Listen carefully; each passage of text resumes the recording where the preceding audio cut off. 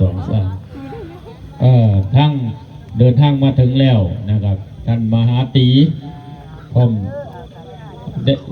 จักแต่ชื่อเล่นเพิ่นมหาตีบ้านต้องนะครับปัดศรีบัวบานนะครับมหาธีรพงศ์นะครับนี่เพิ่นมาฮอดมาถึงแล้วคณะบ้านนี้เป็นคณะแล้วบ้านนี้ล่ำเรื่องกำลังซิ่งหอกลง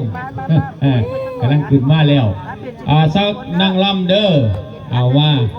นั่งอีกคนใดก็ให้ขึ้นมาเพราะว่าเวลาเข้าเลียดได้อยู่เพราะว่าอำนดการกับ3 ทุ่มกว่าๆพุ่นแหละนะครับบ่เป็นหยังนะครับเดี๋ยวนี้เฮาก็2 ทุ่มกว่านะครับบ่เป็นหยังบ่เป็นหยังนั่งล่ำนี่ก็จะขึ้นมากกับติดต่อเสียงเพลงอยู่ด้านล่าง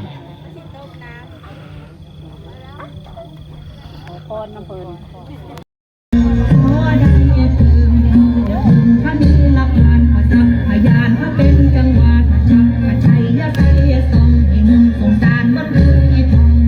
แล้วมองอย่าได้พลาดสงสารอย่าได้เรียนอย่าเปลี่ยนปีกปันผู้เดียวที่งานสัตว์ยิ่งประเสริฐผู้สิ่งจะมีหายขอบถวายยั่วยืนนั่งเลื่อนยอด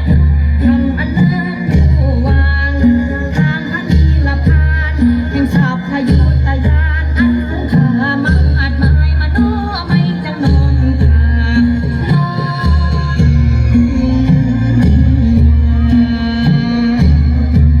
ว่าสาธุเถิ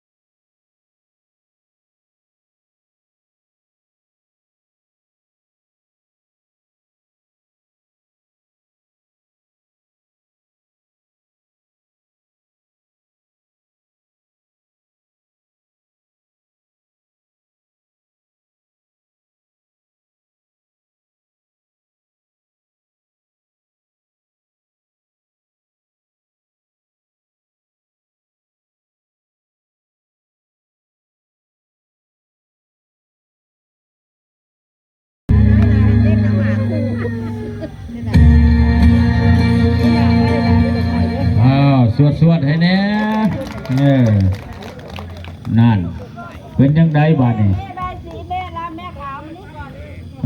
มารับรางวัลจากคุณครูจิรนุชโชติการนะครับเพิ่นมาค่ำมาสู้ อยู่ในวิหารร้อยของสมเด็จโตนะครับพร้อมกันกับคนไข้นะครับผู้รักษาเศร้าไปแล้วก็ได้ส่งปัจจัยมาผู้ที่บริมาก็ส่งปัจจัยมาเป็นหลายพันเป็นหลายหมื่นเป็นหลายแสนแม่นบ่บ้านนี้นะครับเครื่องสิเรียบร้อยแล้วกับการล่ำบวงสรวงนะ